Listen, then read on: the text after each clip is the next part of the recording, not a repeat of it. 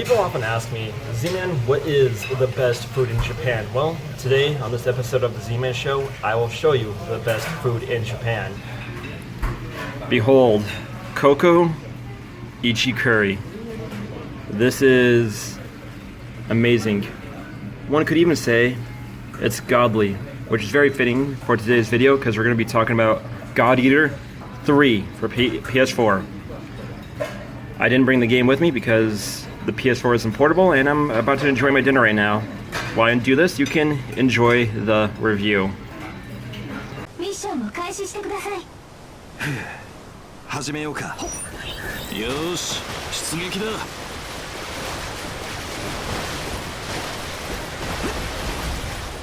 Coco Ichi pro tip, do not go above Nikara, the level 2 heat. Anything above level 2 just becomes way too hot to eat. So what the heck is a God Eater besides eating the best food Japan has to offer? God Eater is a franchise developed by Marvelous and published by Bandai Namco. It's a niche series, but it has earned a strong cult following. I've heard the series compared to Capcom's Monster Hunter series, as in you make a character, get some weapons, and go to town on some massive monsters. But that's where the similarities end between the two. God Eater 3 is an action game with RPG elements and online multiplayer, but it also has a strong character-driven narrative that separates it from its contemporaries like Monster Hunter World or Destiny 2. God Eater 3 continues the narrative from previous titles. The world is on the brink of total destruction thanks to the Origami and the Red Rain ruining things in past games. And if that wasn't enough, a new rapture is coming to town called the Ashlands, which is bringing new demons called Ashborns to destroy what little remains of humanity. The only people left to stand up to this new threat are called Advanced God Eaters, also known as Ages for short, who are treated like crap by everyone. It's so bad that even the littlest cancer patient is in handcuffs. And yeah, that's a real smart idea. Keep the only people who can fight Eldritch abominations in chains. Yeah, real smart there, you jackasses. Our heroes are Hugo, a handsome young age who is more or less the hero of the story, Zeke, a wise-cracking boy, the comic relief, and us, the player character. The character builder has a fair amount of options for faces, hair, skin tones, and accessories, but you can't change the body type. That means all of the girls are skinny supermodels with C cups, and all of the boys are B-shonen twinks. And that's the problem I'm in right now. I have the face of a B-shonen, but the body of a bear. I gotta hit the gym more so I can get that hunk status.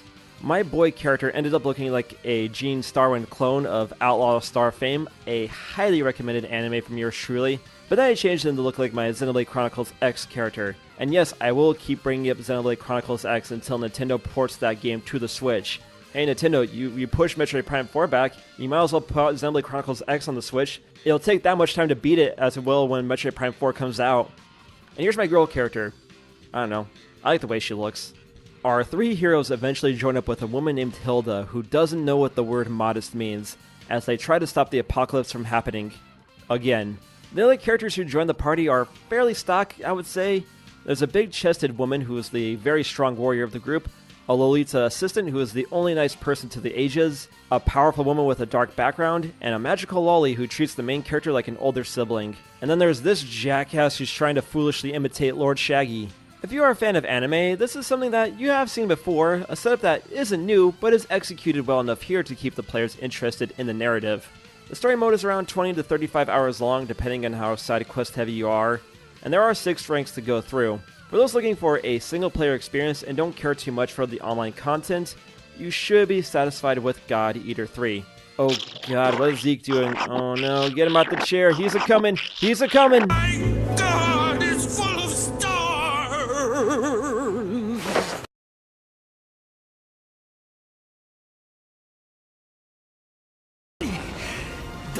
ダメですね。半径2マイルほどでしょうか。索敵範囲が狭すぎますね。Monster Hunter was a game where you had to play slow, methodically plan out your attacks against the monsters to not put yourself at risk. God Eater 3 is the exact opposite. Let's have Faith No More explain how to properly play this title.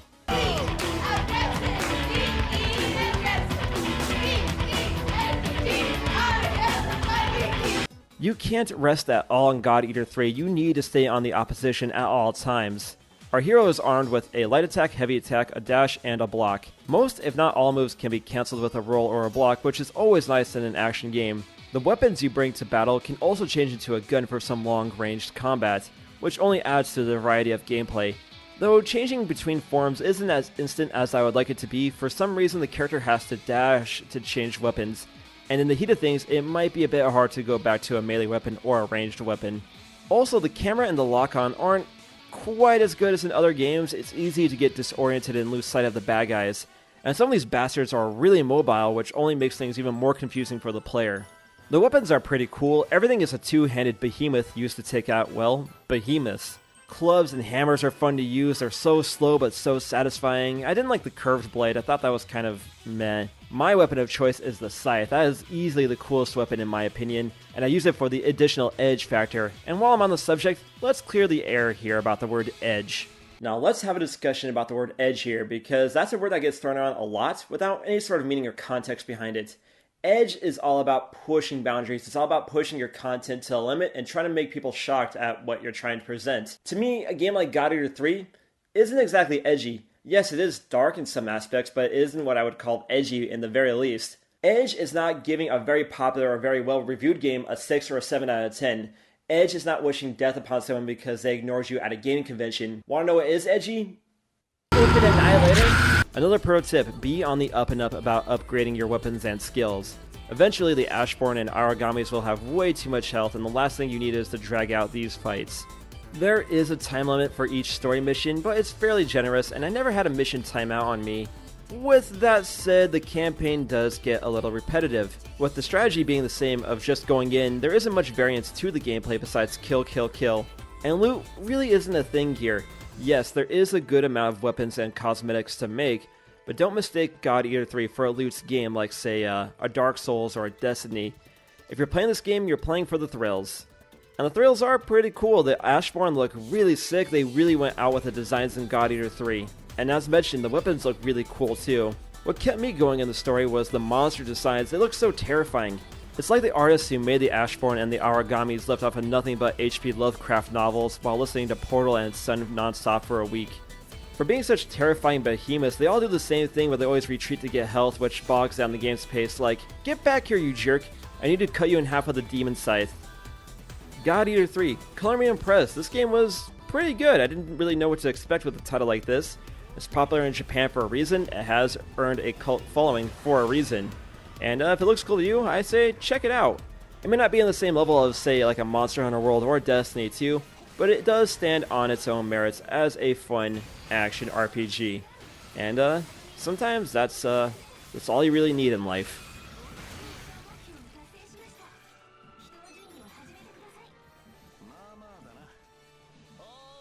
And that's God Eater 3. Color me impressed. I had fun with God Eater 3, and that's something we need more of in this world, you know? We need more fun games, and we have a new fun game right here with God Eater 3. I think the game will get lost in the shuffle because we do have the Resident Evil 2 remake that just came out, same with Kingdom Hearts 3. But if you are looking for something a bit different, something a bit under the radar, if you are looking for another, I guess, games as service type of game, don't sleep on God Eater 3 because it is pretty solid. I'm not sure what the longevity of the game will be in the States when that drops, you know, how much the service will be active until. But, you know, if it looks cool to you, definitely check it out. I also gotta mention before I give the final rating that Marvelous has stated that they are going to be putting out some free DLC and some free content in the game going forward, which is always nice. We like that. We like free DLC in our games these days because, Lord knows, we're not getting enough of that these days. Everything wants to be microtransaction to hell and back. But that's a video for another day. Anyway, for the final rating of God Eater 3, I'm going to give it an 8. God Eater 3 gets an 8 from me. That's a pretty good way to start the year for my first new game of 2019. I know I compared God Eater 3 a lot to Destiny and Monster Hunter World. The games do have a lot in common, but I do think God Eater 3 is more of a narrative-driven experience rather than a multiplayer-driven experience. But don't mistake it, God Eater 3 does have a lot of multiplayer elements in it, and yeah, maybe just fire up some Discords and try to find some games, and I think I'll leave it at that. Anyway guys, thanks for watching. Remember to like, share, subscribe, all that good stuff. I think some of you were probably expecting Kingdom Hearts 3 this week, but I don't have my copy yet at time of recording, and I'll get that in soon. Don't worry, I'm going to really sit down, I'm really going to take my time with Kingdom Hearts 3. I really want to experience it as much as I can, and then relay it to you, the people, my experiences with Kingdom Hearts 3. And yeah, that'll be content for another day. And until then, make sure you subscribe to the channel, you hit the bell, you follow me on Twitch, Twitter, Instagram, at ZMans, you hit me up on Patreon, and I think that's it. Anyway, later everybody.